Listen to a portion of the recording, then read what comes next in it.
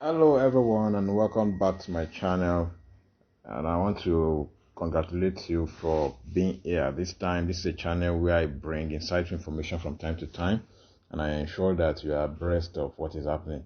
Now in this episode I'm going to be sharing with you the update as far as Pi network is concerned. A large number of people have been mining Pi for years, and some they are of the opinion that perhaps maybe the project will not materialize, and some they don't really know what the current situation of Pi is as it stands now. Now, in one of the videos I made the last time, I told you, how far Pi is gone, and what the current state of that project is. In that video, I shared with you, how you can get to the last phase, the phase in which we are present, and how you can get to the last phase where you can actually, make a fortune from your effort.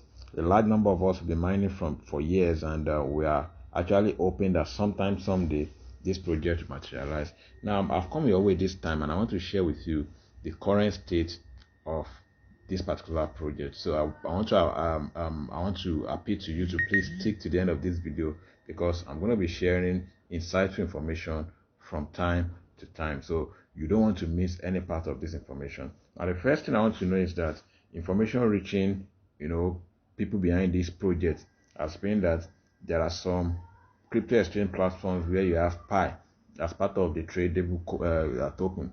Now the question has been that, does it mean that this same project that people have been mining, does it mean that those tokens they are actually affiliated or linked up with this project? But then the answer has always been the same, and they said that a large number of those tokens are not actually linked up with this particular project that we're talking about. Yes, there are some of them that they are more or less like IOU. So if you know what IOU is all about in crypto trading and digital asset trading generally, you know that IOU they are not tokens that you are advised to trade, because when eventually the real token hits the market, the value might not be the same as the value. So you are not advised to buy any of those tokens as it stands now. Now let me just quickly show you what you need to do. Now, for some years and some months, some persons have been waiting for their KYC, and they've not been able to do their KYC. In the last video, I showed you that you need to do your KYC in order for you to migrate to the main platform, which is called mainnet, where you can actually make use of your Pi. So how do you go about that? Now the first thing you need to do is you need to go to your Play Store and download what is called Pi browser. Now having done that, this is the platform where we'll be mining all this while. So you need to just click this drop down towards your top left, and once you do that, then you click on mainnet. Click on mainnet, and by the time you get to mainnet, so you need to come to this mainnet checklist. Now there are about 6 steps, if I'm not mistaken. Okay, 8 steps. So if you have not done any of this before, you just have to follow it one step at a time. The first thing is download Pi browser app. So go to your Play Store, download Pi browser app. Then you need to create a Pi wallet, and you just follow the steps. Once you finish the first one, you'll be told how to create a Pi wallet via that Pi browser app. And as soon as you do that, you can also confirm your Pi wallet. But that's not what we want to show you today. What I want to show you is, I assume that you have done your KYC. KYC requires you, submitting your identification. It requires you, taking like a picture of your face and all that. And once you do all of those, you wait for them to acknowledge your KYC and confirm it. And as soon as you confirm this step 6, you see it will be marked that yes, you've completed that. Now, once you have done with your KYC, what's the next thing you need to do? Then you need to sign this acknowledgement to receive the token, because it's more or less like a contract. You need to sign and let them know that you agree to their terms and conditions. And let me show you something now. There are some of you that by the time you created your Pi wallet and you confirm your Pi, this step 2 and step 3, when you did it the last time, maybe you've misplaced your passphrase. Your passphrase is more or less like your security code. So, and if you misplace that passphrase, by the time you migrate to mainnet, anybody that has your passphrase can actually log into your account and make away with whatever you have there. And subsequently, maybe if you change your device and you want to retrieve your asset back without that passphrase, you cannot do that. But lucky for you that you've not migrated to mainnet yet. So how do you get this passphrase back?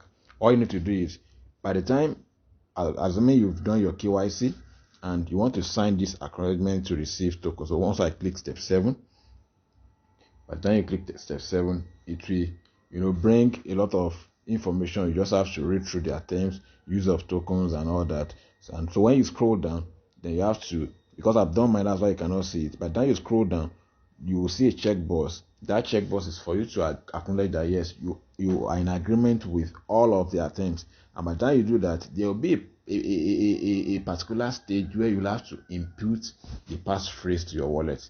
Because once you input that passphrase is more or less like you granting them access to your wallet so that they can migrate your already mined token to your Pi mainnet wallet. Now, if you have misplaced that passphrase, very simple. All you need to do is just go back to your checklist. Go back to your checklist. You need to then come to this step 3. Step 3, you need to do this again. So once you get to step 3 and you misplace your passphrase, let me assume that you just need to click on create a new wallet. And by the time you create a new wallet, they will generate a fresh passphrase for you, which you can now save in a secure place. And that passphrase is what you actually need to be able to sign that agreement. And as soon as you sign that agreement, you just come back to this step 7, copy those passphrase, about 24 words or thereabouts, then you scroll down, paste the passphrase, and then you can submit. Once you submit, it's going to change to this color just like my own, because I've done mine, that's why you cannot see it. So if you change to this color just like my own, then having done that, the next thing you do is the last stage is for them to now migrate you to the mainnet, and that is done automatically. So you just have to be patient, because it's more or less like a queue. You have to wait for your turn, to come. And once it's your turn, automatically you will be migrated to the mainnet. And if you go through some of these things, that some of their terms here, you understand what the project stands for and what is expected of you as a person, what you can do with the token and what you cannot do with the token, else you'll be banned from the platform. So you can just take your time and go through it. You can see the first one, use of token. Recipient is acquiring the token for the exclusive purpose of using the token for recipient's own account. That is, you cannot transfer it.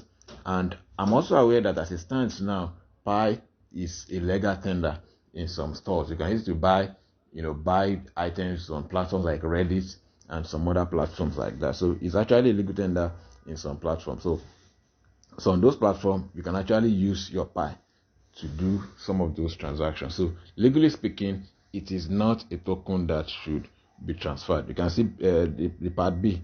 Recipient is not a citizen, resident, or geographical area in which use of cryptographic tokens is prohibited. What that is all talking about is the fact that there are some countries that legally you are not permitted to do anything that is related to crypto. So they want to be sure that you don't live or you are bounded by the law of such community, else you are actually interfering with their rules and regulations. Restriction on transfer. The tokens are not intended to the securities, but there is substantial uncertainty as to the securities calculation of. So you can just take your time and go through it so that you understand what is expected of you. And I believe eventually you will be migrated to the mainnet. And once you're migrated to the mainnet, you already have your Pi in your wallet. And by then, all you just do is, if you come here and you just click on mainnet,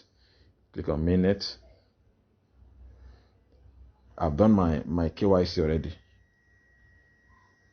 Migrated to mainnet. So once you click on migrated to mainnet, you will see the quantity of Pi that have actually been released to you, because not all the quantity of the Pi that you mine will be released to you. So for me, you can see the quantity of Pi. Then by then you cannot decide on what you want to use, the asset to do. And that's just it. It's quite easy and straightforward. So I believe that this video is quite helpful. And if that's the case, please don't forget to give back to this channel by liking this video, so that YouTube algorithm recommend this video to individuals that are also crypto enthusiasts just like yourself. And don't forget to also subscribe to this channel. By so doing, you are actually encouraging me to make more research, and also be encouraged to produce more video that will be educating and insightful, just like this one. And also don't forget to hit the notification bell so that you'll be among the first set of people to get notified as soon as a fresh video is dropped. Thank you very much, and I'll see you in the next tutorial.